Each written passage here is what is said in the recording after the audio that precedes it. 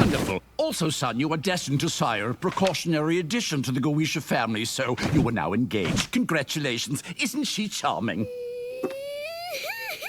Hello everyone, it's your boy RM, and today, well, this is what I want to talk about. As you can see right here, I think this is actually very interesting information, coupled with the new episode that came out recently, Queen Bee. Now, as you could see, it looks like Stolas had a precautionary, well, make sure, the bloodline is intact. It looks like he has to be engaged now with Stella, someone else who's a part of the Ars Goetia. Now, what I'm wondering is since he's been upheld with this makes me wonder, how come Stolas and part of the Ars Goetia, he has to do forced marriage and everything, and I understand because, he's, at least halfway up the tier, of the hierarchy, because at the top we have Lucifer, then we have Charlie, or Charlotte, and Lilith, then we have, next is the Seven Deadly Sins.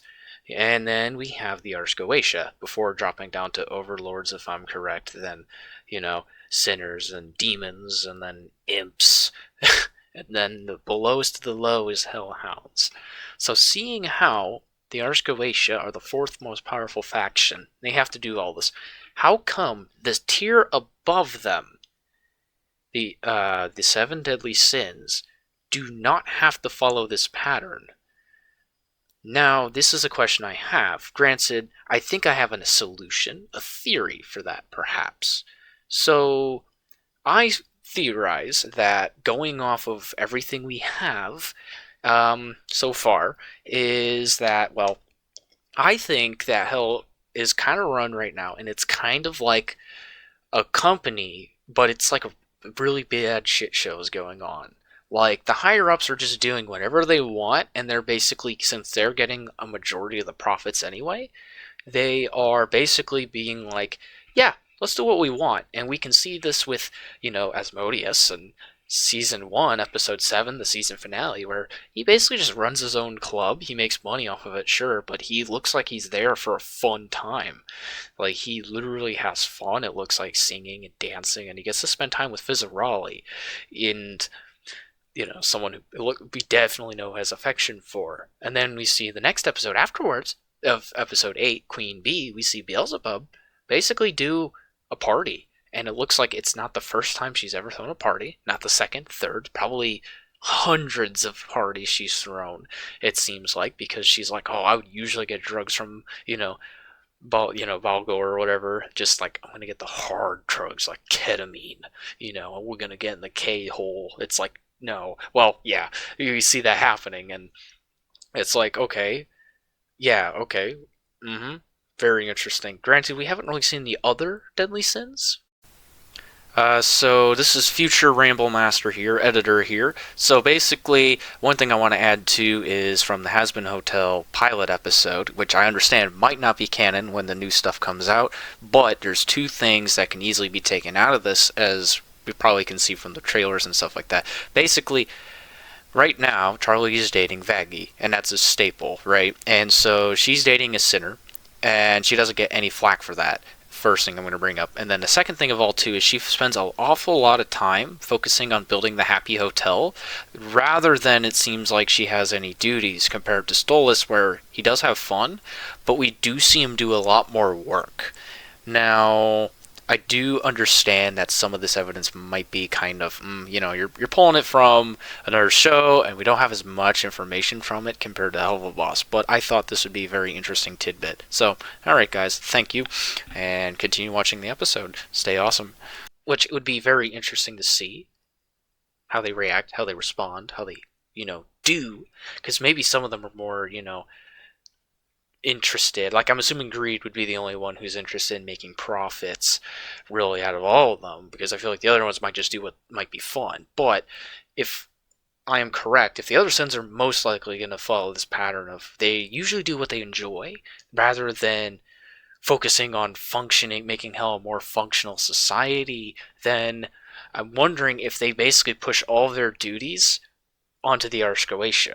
basically saying, well, you're basically the equivalent of a supervisor, like, I want you to just run the show for us, like, you go manage everyone else, go manage the overlords, make sure they don't blow up everyone in, the Pride Ring, and, make sure the imps and hellhounds aren't getting out of control, make sure they know their place in society. Remember, they are the lowest of the low. We don't respect them. We respect sinners more than them for some reason.